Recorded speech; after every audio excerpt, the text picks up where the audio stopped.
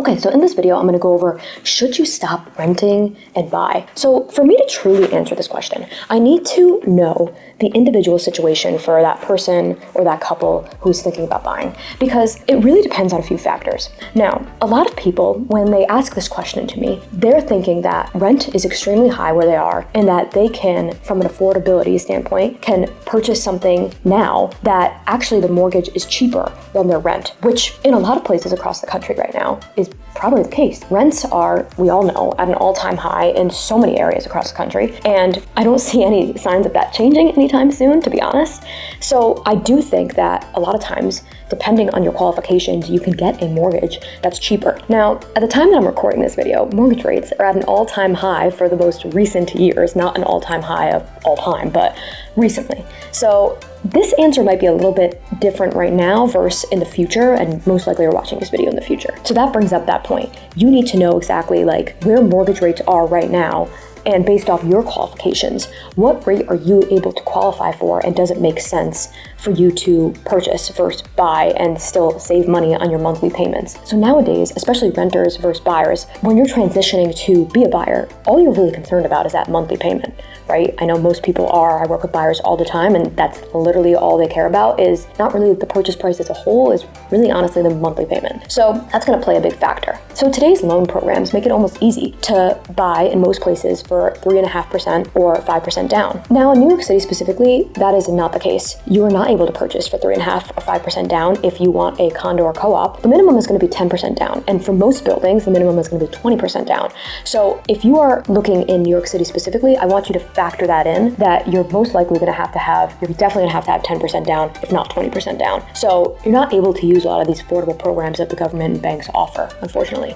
So another thing to consider when you're thinking of purchasing is that your monthly mortgage rate is not going to be the only costs involved with purchasing. So you're gonna have your monthly mortgage, you're gonna have your property taxes, you're going to have a closing cost that comes with actually purchasing a property. If you are looking in a condo or townhome, some type of association, then you have an HOA, so that's a homeowners association fee that you would have to pay every month. So some of them are annually, but most of them are every month. So there's a lot of fees involved up front when it comes to purchasing a home. That doesn't even consider all the other just regular homeowner maintenance problems that come up, where you might have to replace something, or you might have to purchase this or that, or do some type of mold inspection. Home inspection I recommend for everybody across the board, so that's a given, but that's typically only a couple $100. But what if you need a further inspection that costs a lot more money? So there's a lot of things that do come up when purchasing a home, to be honest with you. And I feel like people just get so caught up on that monthly payment number that they don't think about all the other expenses. So these are all things that you need to consider.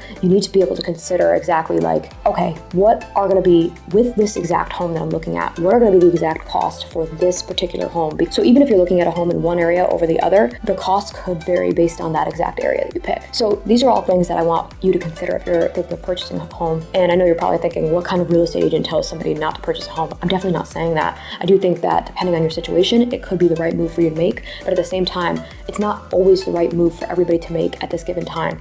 There's a lot more to think about than those monthly payments. And when I'm starting to work with somebody as a new buyer client, that's typically what I go over with them. Like, what are you trying to accomplish here? And is it just a payment? Because if it's just a payment, that might not be solved by purchasing. A home is, an investment. You are paying down the principal and getting equity every time that you pay your mortgage. So you have to remember that when we're talking about your actual payment each month, not all of that is going to your principal, which is the actual price that you purchased on the home. Some of that is going towards interest as well. And in the beginning of your mortgage payments, you're actually paying more towards interest than you are to your principal price, which is the actual price that you purchased for the home.